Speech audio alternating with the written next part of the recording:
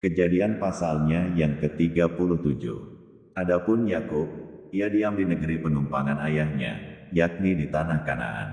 Inilah riwayat keturunan Yakub. Yusuf, tatkala berumur 17 tahun jadi masih muda biasa menggembalakan kambing domba, bersama-sama dengan saudara-saudaranya, anak-anak Bilha dan Zilpa, kedua istri ayahnya. Dan Yusuf menyampaikan kepada ayahnya kabar tentang kejahatan saudara-saudaranya.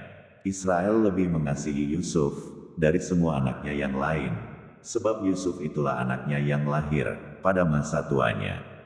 Dan ia menyuruh membuat jubah yang maha indah bagi dia.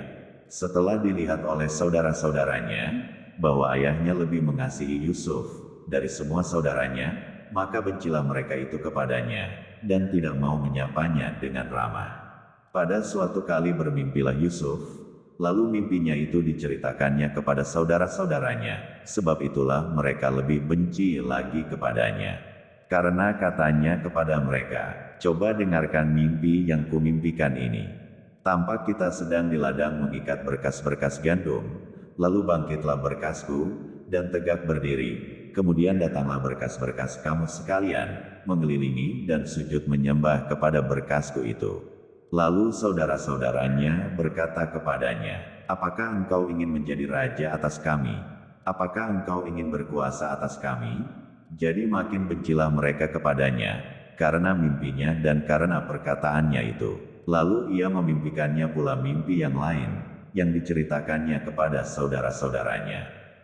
Katanya, "Aku bermimpi pula, tampak matahari, bulan dan 11 bintang sujud menyembah kepadaku." Setelah hal ini diceritakannya kepada ayah dan saudara-saudaranya, maka ia ditegur oleh ayahnya. "Mimpi apa mimpimu itu?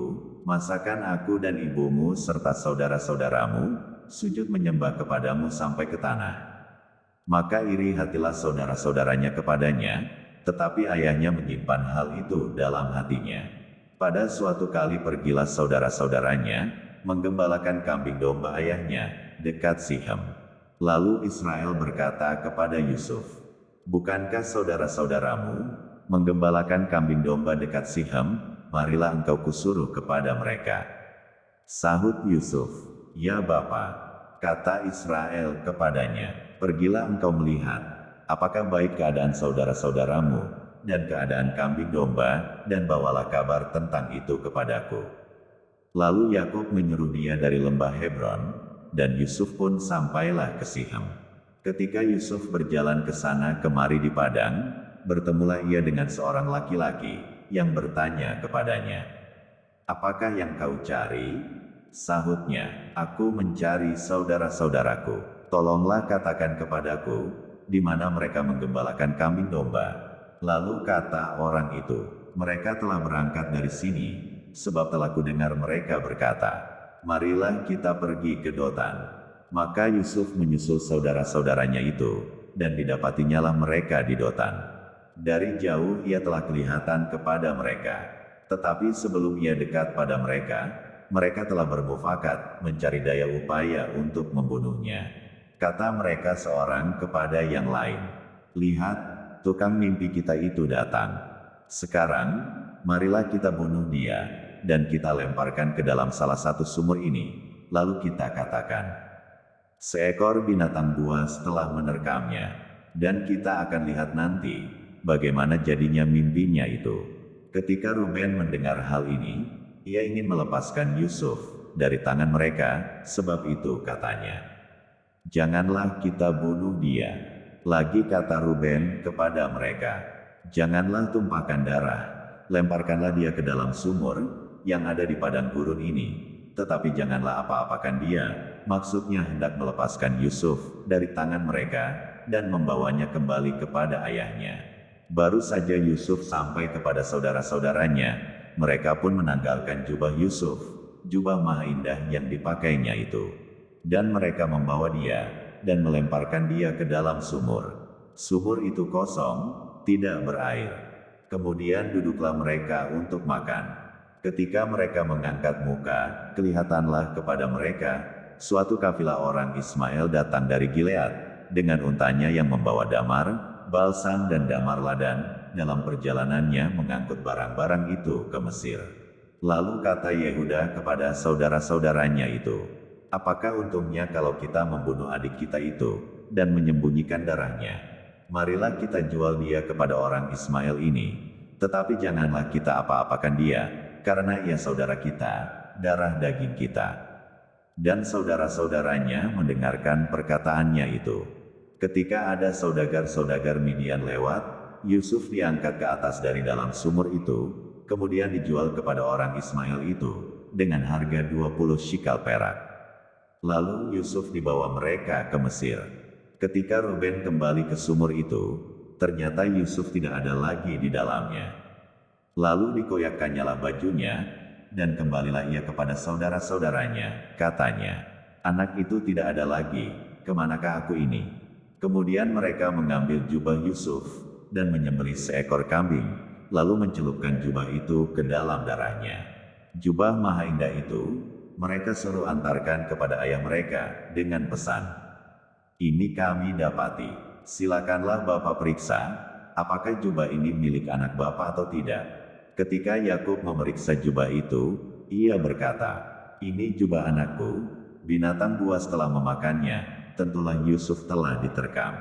Dan Yakub mengoyakkan jubahnya, lalu mengenakan kain kabung pada pinggangnya dan berkabunglah ia berhari-hari lamanya, karena anaknya itu. Sekalian anaknya laki-laki dan perempuan berusaha menghiburkan dia, tetapi ia menolak dihiburkan, serta katanya, tidak, aku akan berkabung, sampai aku turun mendapatkan anakku, ke dalam dunia orang mati. Demikianlah Yusuf ditangisi oleh ayahnya. Adapun Yusuf, ia dijual oleh orang Midian itu ke Mesir, kepada Potifar, seorang pegawai istana Firaun, kepala pengawal raja. Kejadian pasalnya yang ke-38. Pada waktu itu Yehuda meninggalkan saudara-saudaranya, dan menumpang pada seorang adulam, yang namanya Hira. Di situ Yehuda melihat anak perempuan seorang Kanaan, nama orang itu ialah Shua. Lalu Yehuda kawin dengan perempuan itu, dan menghampirinya. Perempuan itu mengandung, lalu melahirkan seorang anak laki-laki, dan menamai anak itu Sesudah itu perempuan itu mengandung lagi, lalu melahirkan seorang anak laki-laki, dan menamai anak itu Onan. Kemudian perempuan itu melahirkan seorang anak laki-laki sekali lagi, dan menamai anak itu Shelah. Yehuda sedang berada di Kezib, ketika anak itu dilahirkan. Sesudah itu Yehuda mengambil bagi anak sulungnya, seorang istri, yang bernama Tamar. Tetapi anak sulung Yehuda itu, adalah jahat di mata Tuhan, maka Tuhan membunuh dia. Lalu berkatalah Yehuda kepada Onan, hampirilah istri kakakmu itu, kawinlah dengan dia sebagai ganti kakakmu, dan bangkitkanlah keturunan bagi kakakmu.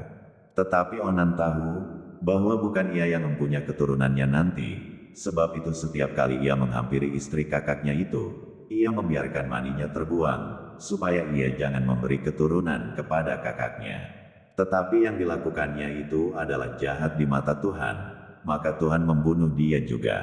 Lalu berkatalah Yehuda kepada Tamar, menantunya itu, tinggallah sebagai janda di rumah ayahmu, sampai anakku Shelah itu besar, sebab pikirnya, jangan-jangan ia mati seperti kedua kakaknya itu. Maka pergilah Tamar dan tinggal di rumah ayahnya. Setelah beberapa lama matilah anak Shua, istri Yehuda. Habis berkabung pergilah Yehuda ke Timna, kepada orang-orang yang menggunting bulu domba-dombanya, bersama dengan Hira, sahabatnya, orang adulam itu. Ketika dikabarkan kepada Tamar, bapa mertuamu sedang di jalan ke Timna, untuk menggunting bulu domba-dombanya, maka ditanggalkannyalah pakaian kejandaannya, ia bertelekung dan berselubung, lalu pergi duduk di pintu masuk, ke Enaim yang di jalan ke Timna, karena dilihatnya, bahwa Shelah telah menjadi besar, dan dia tidak diberikan juga kepada Shelah itu, untuk menjadi istrinya. Ketika Yehuda melihat dia, disangkanyalah dia seorang perempuan sundal, karena ia menutupi mukanya. Lalu berpalinglah Yehuda, mendapatkan perempuan yang di pinggir jalan itu serta berkata, marilah, aku mau menghampiri engkau, sebab ia tidak tahu bahwa perempuan itu menantunya. Tanya perempuan itu, apakah yang akan kau berikan kepadaku, jika engkau menghampiri aku? Jawabnya, aku akan mengirimkan kepadamu seekor anak kambing, dari kambing dombaku. Kata perempuan itu, asal engkau memberikan tanggungannya, sampai engkau mengirimkannya kepadaku. Tanyanya, apakah tanggungan yang harus kuberikan kepadamu? Jawab perempuan itu, kep meteraimu serta kalungmu, dan tongkat yang ada di tanganmu itu. Lalu diberikannya semuanya itu kepadanya, maka ia menghampirinya. Perempuan itu mengandung daripadanya. Bangunlah perempuan itu, lalu pergi, ditanggalkannya telekungnya, dan dikenakannya pula pakaian kejandaannya. Adapun Yehuda, ia mengirimkan anak kambing itu dengan perantaraan sahabatnya, orang Adulam itu, untuk mengambil kembali tanggungannya dari tangan perempuan itu, tetapi perempuan itu tidak dijumpainya lagi. Ia bertanya-tanya di tempat tinggal perempuan itu. Di manakah perempuan jalan, yang duduk tadinya di pinggir jalan di Enem itu? Jawab mereka, tidak ada di sini perempuan jalan. Kembalilah ia kepada Yehuda dan berkata, tidak ada kujumpai dia, dan juga orang-orang di tempat itu berkata, tidak ada perempuan jalan di sini. Lalu berkatalah Yehuda, biarlah barang-barang itu dipegangnya, supaya kita jangan menjadi buah olok-olok orang. Sungguhlah anak kambing itu telah kukirimkan, tetapi engkau tidak menjumpai perempuan itu. Sesudah kira-kira 3 bulan dikabarkanlah kepada Yehuda, Tamar, menantumu, bersundal, bahkan telah mengandung dari persundalannya itu. Lalu kata Yehuda, bawalah perempuan itu, supaya dibakar. Waktu dibawa, perempuan itu menyuruh orang kepada mertuanya, mengatakan, dari laki-laki yang mempunyai barang-barang inilah, aku mengandung. Juga dikatakannya, periksalah, siapa yang mempunyai kep meterai serta kalung, dan tongkat ini. Yehuda memeriksa barang-barang itu, lalu berkata, bukan aku, tetapi perempuan itulah yang benar, karena memang aku tidak memberikan dia kepada Shelah, anakku. Dan ia tidak bersetubuh lagi dengan perempuan itu. Pada waktu perempuan itu hendak bersalin, nyatalah ada anak kembar dalam kandungannya. Dan ketika ia bersalin, seorang dari anak itu mengeluarkan tangannya, lalu dipegang oleh bidan, diikatnya dengan benang kirmizi, serta berkata, inilah yang lebih dahulu keluar. Ketika anak itu menarik tangannya kembali, keluarlah saudaranya laki-laki, dan bidan itu berkata, alangkah kuatnya engkau, menembus keluar, maka anak itu dinamai Peres. Sesudah itu keluarlah saudaranya laki-laki, yang tangannya telah berikat benang kirmizi itu, lalu kepadanya diberi nama Zerah. Kejadian pasalnya yang ke-39. Adapun Yusuf telah dibawa ke Mesir, dan Potifar, seorang Mesir, pegawai istana Firaun, kepala pengawal raja, membeli dia dari tangan orang Ismail yang telah membawa dia ke situ.